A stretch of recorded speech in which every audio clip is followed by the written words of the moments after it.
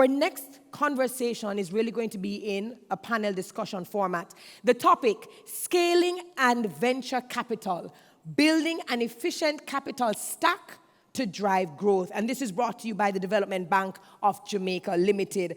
Our esteemed moderator is Ty Heath, Director, Market Engagement, B2B Institute, LinkedIn. And she will have her esteemed panelists, Garnet Heraman, Managing Partner, Aperture Ventures, Kwame Anku, Founder and Managing Partner, Black Star Fund, and Jackson George's partner, Capital G. Put your hands together as we introduce Ty Heath, our moderator, and her panelists.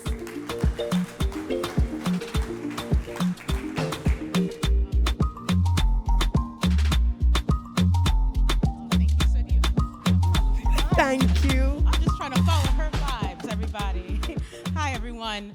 My name is Ty Heath, and again, Director Market Engagement at B2B Institute, which is a think tank that's funded by LinkedIn, and we look at the future of marketing decision-making and how marketers can create more value. Now, I know this is passion and purpose, it's also value, so this is a money conversation as well. And, right, this whole event, passion, purpose, and also about how do we get the money and the investments in the right places so we can build. So, what I love about being in a think tank is we get to explore, we get to be curious. One of the things we explored earlier this year was the state of entrepreneurship for Black people.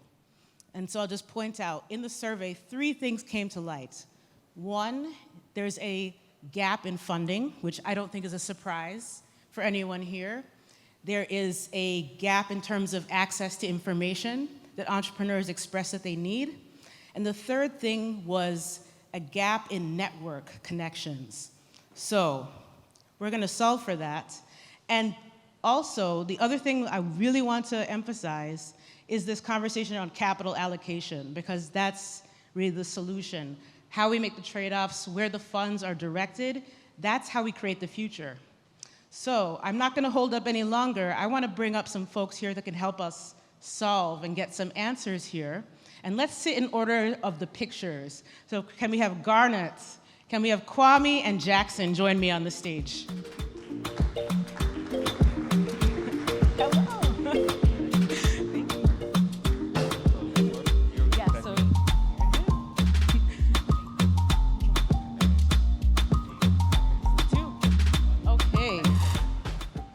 All right, so this conference is about connection.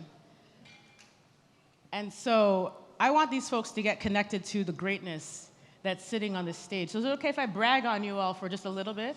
Is that okay? You okay with that? Okay. All right, so sharing a little bit about the great work. So you all know how to connect. So Garnet, you're an investor and an influencer with over 25 years of experience at the intersection of brand, innovation, and technology, frequent speaker, featured in Time Magazine, BuzzFeed, Forbes, Bloomberg, HuffPost, Thrillist, Wall Street Journal, managing partner of Fuel OZ Capital, did I say that properly? It's an Opportunity Zone sponsor focused on inclusive development and nurturing innovation in diverse and multicultural ecosystems. You host a podcast as well, right? The Innovation Podcast. And you do nonprofit and philanthropic work as well. So Hudson Valley Advanced Manufacturing Center, MakerBot Smart Lab, and you're an investor in residence. So a lot of greatness there. Thank you. Thank you, everyone. Round of applause. Kwame. Hey, it's good to see you again. So, get to brag on you a little bit. The Black Star Fund is an early stage innovation fund investing in the United States and Africa. This is your body of work. So prior to that, you were the principal of Black Angel Tech Fund, a pioneering investment fund you co-founded that focused on capitalizing Black technology entrepreneurs. You were recently named one of the top 25 venture capitalists to watch in 2018 by PitchBook. You've worked in business development, media marketing. You were personally recruited to enter the tech industry by the late legendary rock star Prince. Did everyone know that about you? And you've appeared on CNN, MSNBC, BBC Worldwide, SiriusXM, the list goes on. And you were recently named 2022 Entrepreneur of the Year by Sacramento Metro Chamber. A round of applause for Kwame. And Jackson, I want to make sure I get this right. So I actually have got it updated for you here. Okay, so you are a partner at Capital G, independent growth stage investment firm of Google's parent company, Alphabet. You lead Capital G's team that advises portfolio company CEOs on strategies to help them scale their businesses and boost top-line revenue. Your investments, quite a few here: Airbnb, Lyft, CrowdStrike, Duolingo, Stripe, Zscaler, and more.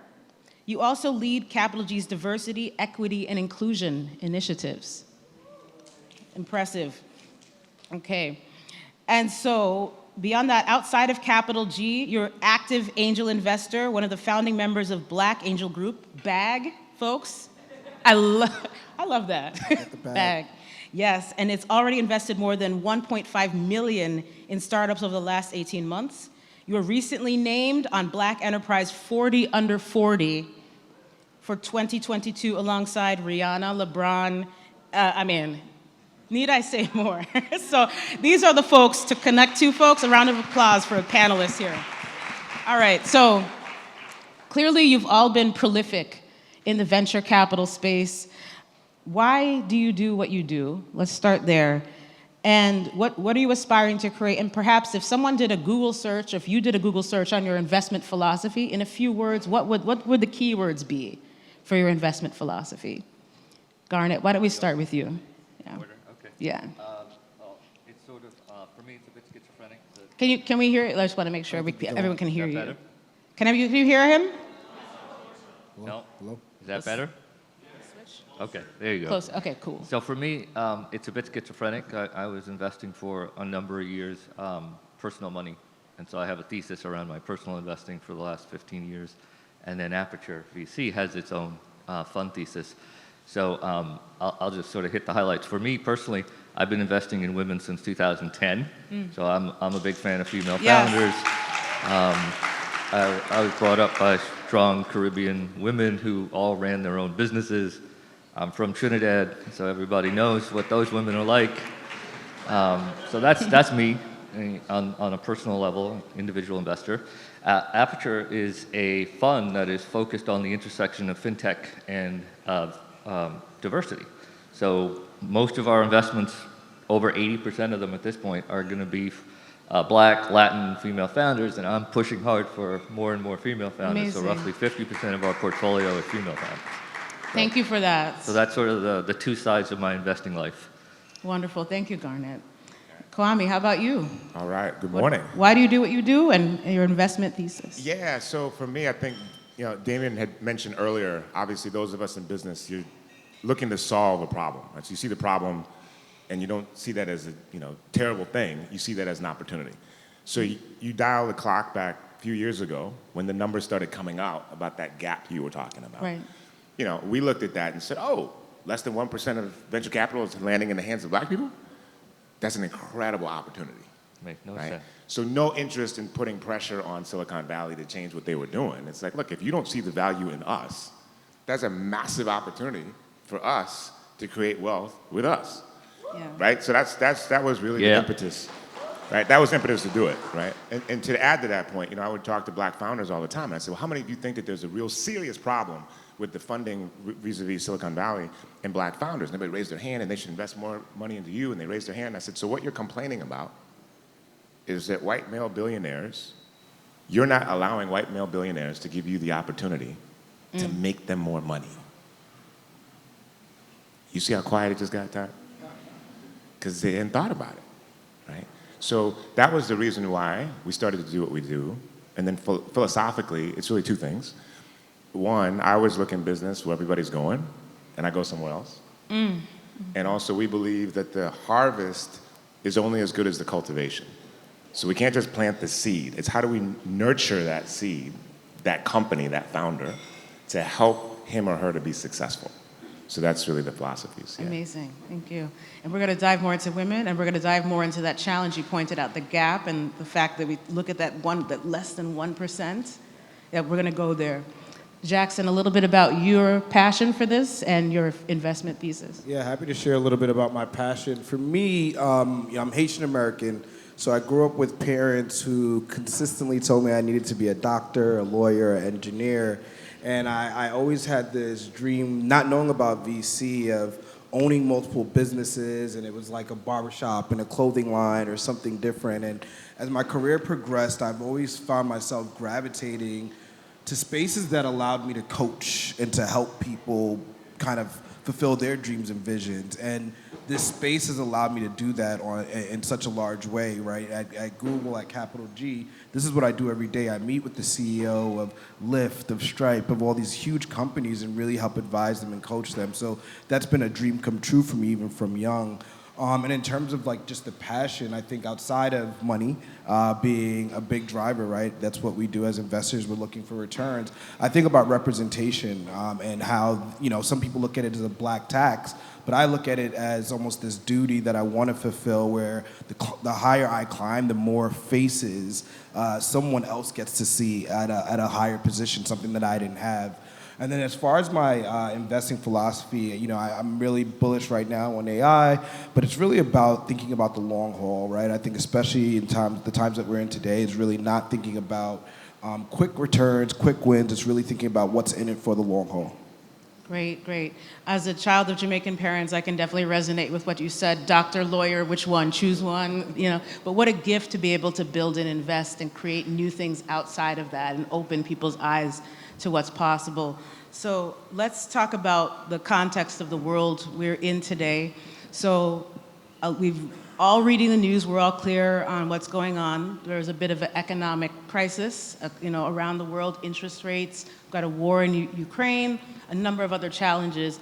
These things bring challenges to entrepreneurs and to investments. So in light of what's going on, this uncertainty, I know we can't always predict the future, but if you could peer into the future, what advice do you have? Will this tension and drama increase? How does it impact investing? And how should we be thinking about this in the work you do in an environment like this?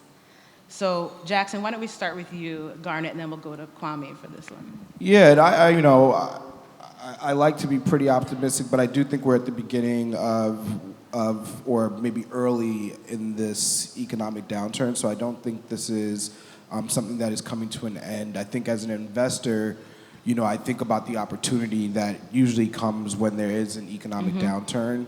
And for us, as a firm, we are a late stage firm, right? And so we're pre-IPO, so usually looking for a quicker exit. And I think as a firm, we're even thinking about how do we pivot to a bit earlier, right? And what are those technologies that really are going to withstand this situation that we're going to go into. So we're really being smart about doubling down on the winners that we currently have and really looking at those technologies that are currently working versus some of the things that might seem a little bit more opportunistic, to be very frank.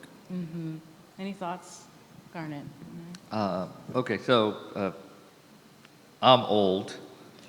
This is my fourth downturn, starting from '98, and so I'm not afraid of downturns, and I don't really spend a lot of time sort of trying to buttress or support entrepreneurs who are concerned about downturns, mostly because entrepreneurs are inherently optimistic and inherently fearless, right? So that's one side of the my thought about this.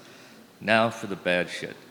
So when you see cycles like this coinciding with the lead up, not the actual election, but the lead up to an election year, bad stuff is coming. So every corporation, and there's at least one up here, every big bank, unfortunately a lot of white-led funds, every one of those entities starts sitting on their hands and stockpiling capital and all that kind of good stuff. And so, that's what's coming down the pike. So my overwhelming piece of advice for like an entrepreneur in this setting is to accelerate basically the path to profitability. I mean, I'm curious like what these other sophisticated folks up here think, because to me, that's the overwhelming single thing that they can do to save themselves during these downturns. Yeah, so I think of it like this, right? I think of it like the weather, right? When there's a hurricane coming to a certain area, that's going to be really problematic, and we have to position ourselves to deal with that in the aftermath, right? What you also see after that, when FEMA releases a lot of money, there's a lot of people go to work. So there's businesses that are dependent on the post-recovery. After the election. Right. Right. You see what I mean? So for me, I think of it that way, that there's always these opportunities. But for this conversation, I can tell you, and my sister was talking about how this has to be data-driven, okay? For the data scientists who care about this, go and study the last 36 months with respect to black women and folks of color, entrepreneurs, and fund managers. We keep talking about this gap. How is it post-COVID, all of these black fund managers have closed their funds? How is it that Harlem Capital has $174 million right now? How is it that it just got announced that 645 is over $300 million assets under management? Black Star Fund, all of our peers, all of our companies are getting funded. Their growth in the last year has been explosive.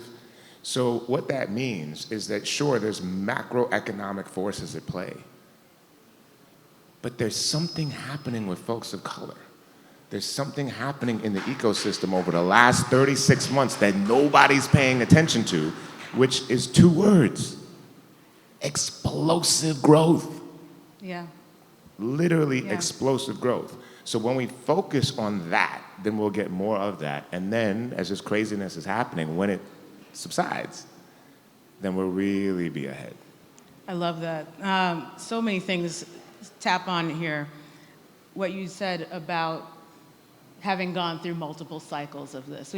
We've been here before, and we can see trends.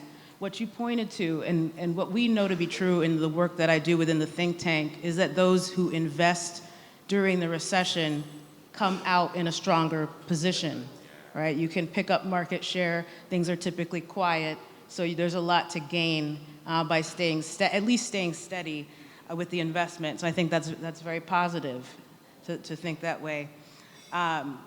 So, I'm curious. You said there's a lot of opportunity, and we've seen the growth, especially through the pandemic. Black entrepreneurship has been like, wow, taking off. What are some of the areas of investment, the trends, key insights you're seeing where we should be looking? And Kwame, I'll start with you. Sure, so I'll say 2 things quickly, So Yeah. one is fintech, absolutely. Because you notice how fintech in the Caribbean and Africa and the States, like black people in fintech, I don't know what it is, but we're just killing in that arena. Mm-hmm. So that's an area that Black Star Fund is going to be looking at very heavily. Mm-hmm. The thing I'll say is this: with our fund, we've invested in 20 companies. In 3.5 years, only 1 has failed. That's 20 black-led companies, 50-50 gender parity, industry agnostic, and completely geographically across the United States. Mm-hmm. That's what I meant, that there's something happening. Now, 20 companies, 3.5 years, 1 has failed, 50-50 gender parity, industry agnostic, and everywhere in the United States, okay? See, like, we don't even understand the significance of that, right? So what that means is that we're in apparel, we're in CPG, we're in SaaS, right? I'll give you one example. Savitri Wilson, incredible entrepreneur in New Orleans, Louisiana. She raised, her valuation of her company at the end of last year was $35 million.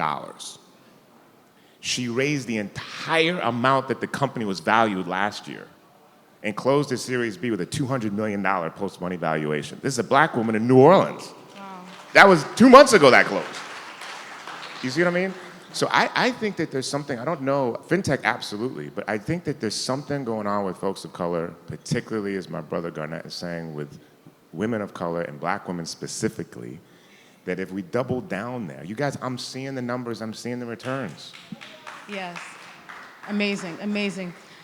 Jackson, what are your thoughts? Where should we be looking? Yeah, I always have notes with me, but I'll speak about it from my own perspective, and then the things that we think about as a fund. I think the presentation earlier, I forgot the brother's name, mentioned the B2B marketplaces and B2C marketplaces. I think huge from an international perspective. We've been spending a lot of time looking at that in Southeast Asia and some other places, but I also think there's a huge opportunity there in the Caribbean.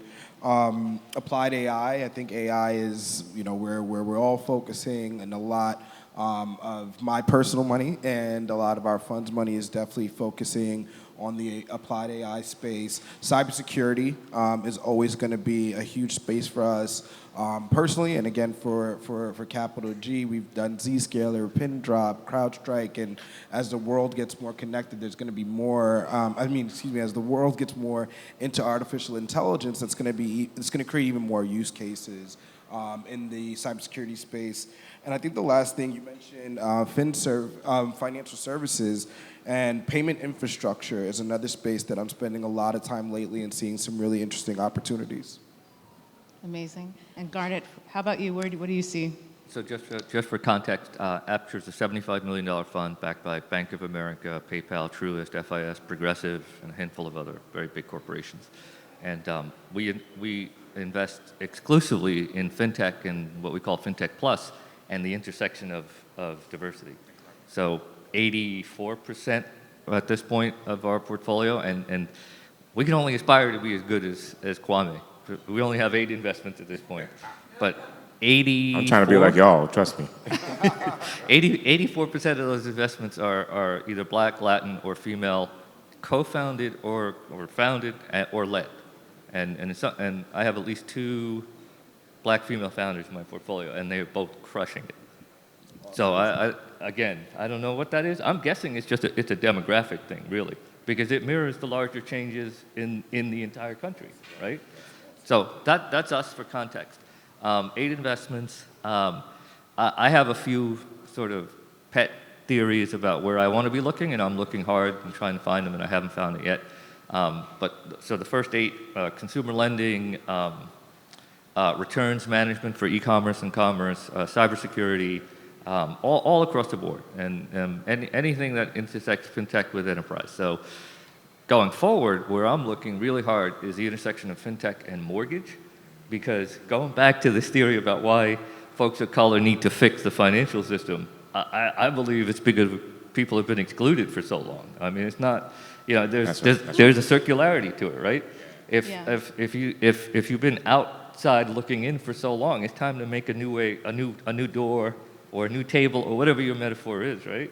So that's fintech and mortgage, NIL, name, image, and likeness, intersection with fintech. I think that's blue ocean. I think that's going to be awesome. And then I think, so one thing I learned during COVID is how much money people spend on fixing up their houses.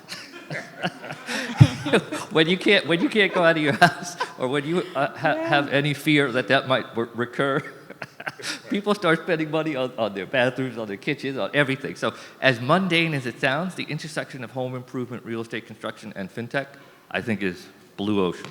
That's real. Folks, keep me honest on time. I'm looking at a 0 o'clock, and I would go all day. We've got so many questions here. I actually want to, as a Black woman entrepreneur, and we're talking about historically excluded audiences, so I think this will resonate with folks in the room. I recently went to an event called Black Women Raise, and room full of amazing Black women entrepreneurs, various stages of funding. It was amazing. There was a panel of VCs, and what struck me, and I think what struck the women in the room, was the conversation was very much around, here's what you need to do to attract the investment. And so we were sitting there listening. One of the entrepreneurs stood up and she said, I'm tired. She said, Here. She said, I'm tired. The conversation is always about how we need to fix ourselves. What are you doing? What are VCs doing to fix bias, to fix the way we look at funding? She's like, I have no runway. And she's like, but my ideas are as strong. So how might you respond to something like that? How how do we support pitches, and what do we need to do to transform this space?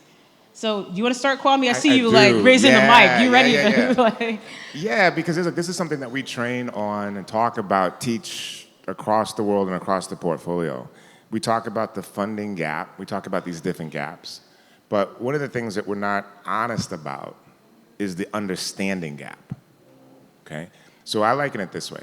As an entrepreneur, you're going into this space of investment, and you have been trained, particularly folks of color, Ty, to think in a meritocracy marketing mindset.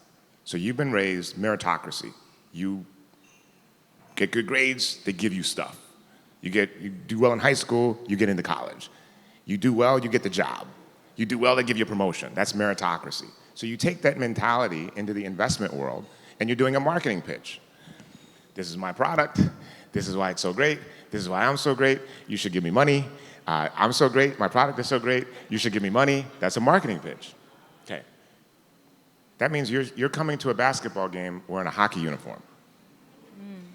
You'll be a great basketball player. You just got to get the right uniform on and know we're playing a different game. Investors are playing a value proposition game. So the answer to this, sister, is not, well, what do we need to do to change? It's that, sister, people haven't told you what game we're playing. I can teach you investor speak in about 5 minutes. We're going to retool your marketing presentation to an investment presentation. And what you're going to do is you're going to present the value proposition that you're bringing, so the investor goes, oh, there's something you and I can do together to make some money. That's what you're presenting me with? See, that's an investor pitch. So it's really a language of value proposition. So when you go into it, I need to talk to Garnet to show him this is the value of what I have for us. You see what I mean? And when that shifts, so I think that's what's happening with black women. That black women are bringing these products to the marketplace that folks are looking at going, whoa, you're solving a real serious problem here, which means there's an extraordinary opportunity for us to solve that problem and make money, right? So I'm telling you, Ty, because I'm doing it right now, we're raising money for the fund. It's extraordinary to see the receptivity. And I know that the reason why we're having the success that we're having is because we're speaking the investor language properly. Yes. Right? So it's incumbent upon us to teach that language, teach that mindset, and then help to launch these entrepreneurs into that environment. So making sure we're playing the same game and speaking the language. Yes. Okay. Any thoughts from fellow panelists? I think for me, I definitely agree. I think I see many founders of color. I just finished a cohort of Pharrell's Black Ambition program and mentoring a group of founders there, and I think there's definitely some work to be done in how we present our ideas and present the total addressable market, especially for solutions that speak to us that folks don't understand. But investors like money, right? And if the value proposition is super clear, the market is super clear, and we're doing that education right, the funding is available.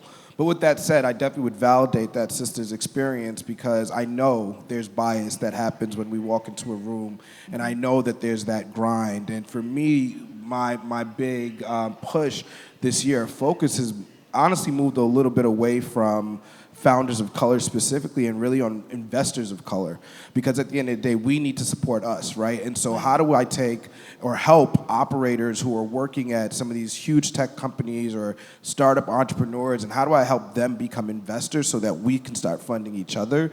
And because those biases we can't do, right? We can be as prepared as possible. I always hear founders tell me they feel over-supported, over-mentored, and underfunded, right? And so folks are ready, right? We're ready for the bag, we're ready for the money, and we have to find us to be able to support it and educate us. So I've been spending a lot of my time doing investor education, angel investor education, because that to me is going to be a huge unlock, because we can't just wait for them to give us money. We can't just wait, right? We got to do it. One quick comment. I couldn't have said it better than what Kwame said about reframing it in terms of a value proposition. And I'm slightly more pessimistic than you are, maybe, and hope like hell that the meritocracy wins out, right? So I'm hopeful.